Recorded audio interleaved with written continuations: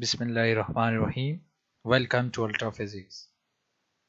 Students, in today's video lecture, we will study about beta decay, discovery of beta rays, Fermi's theory of beta decay, and Fermi's golden rule. So starting with beta decay, in nuclear physics, it is a type of radioactive decay in which a proton is transformed into a neutron inside an atomic nucleus. In 1899, beta rays and alpha rays discovery by Rutherford.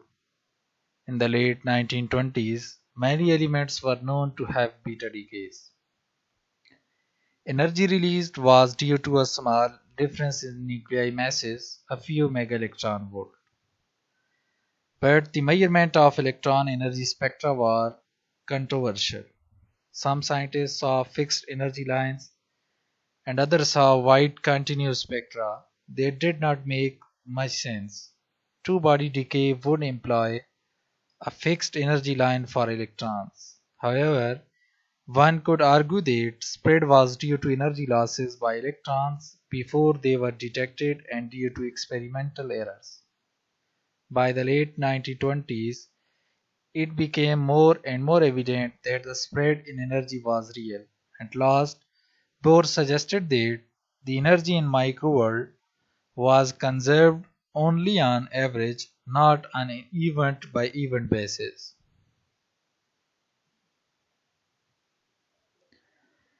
Pauli neutrino hypothesis. In 1930, Pauli suggested that the continuum spectra might be due to one more invisible light neutral particle, later to be named neutrino, involved in the beta decay. It could not be photons, they would be easily detected. It had to be something else and might be undetectable at all. However, the idea was not accepted very well at that time. Introducing new particle was a bad taste. Same story was with prediction of positrons by Dirac. Then Cohen and Rayne's neutrino experiment in the mid 1950s, they came up with an experiment to verify the existence of the neutrino. It made use of the fact that nuclear reactors were expected to produce neutrino fluxes on the order 1012 to the 10 power 13 neutrinos per second per centimeter square. Neutron decay and other beta decay events produce electron antineutrinos. Those antineutrinos should interact with protons to produce neutrons and positrons. The positrons quickly find electrons and produce two gamma rays by pair annihilation, a very distinctive event in that you can simultaneously detect the 2.5 megaelectron volt gammas in opposite direction. The gamma photons were detected by putting a scintillator material in a tank of water. The scintillator produced flashes of visible light in response to the gamma photons, and that light was detected by photomultiplier tubes. The neutrons were detected by putting cadmium chloride into the detector tank. Cadmium is a strong neutron absorber and finds use in control rods for nuclear reactors because of that. When absorbing a neutron, cadmium produces an excited state of cadmium-109, which subsequently emits a gamma ray shown in the reaction. The experimental arrangement was such that the additional gamma from this process was detected within about 5 into 10 power minus 6 seconds after the electron-positron pair annihilation gammas. This provided a distinctive signature for the neutrino reaction. The gamma pair in coincidence plus another gamma within 5 microseconds. In nuclear physics, beta decay is a type of radioactive decay in which a proton is transformed into a neutron. Either the atomic number is increased by 1 unit or it is decreased by 1 unit. We get neutrino and antineutrino in the reactions. This is the decay process which moves the phosphorus nucleus up one step in the periodic table to sulfur. We have a phosphorus nuclei with atomic number 15. It increases by 1 unit to 16. It's a one step up in the periodic table.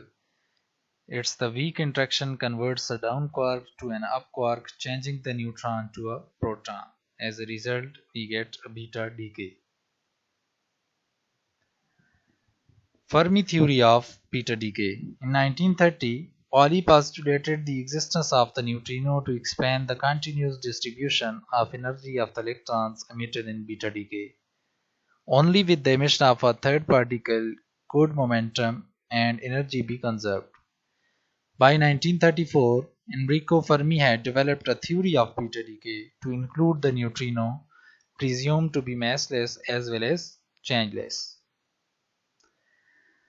Treating the beta decay as a transition that depended upon the strength of coupling between the initial and final states, Fermi developed a relationship which is now referred to as Fermi's golden rule.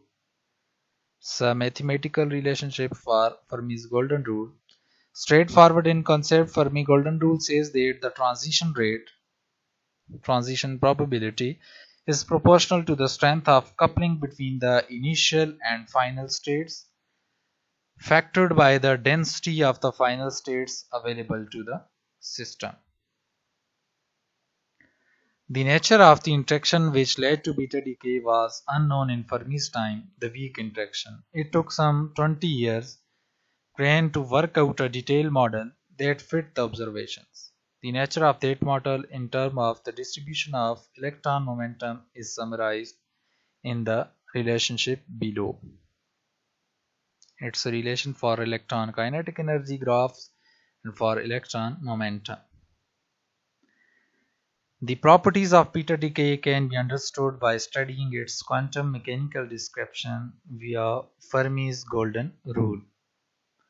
In gamma decay process, it is understood how the electromagnetic field is described as an operator that can create or destroy photons.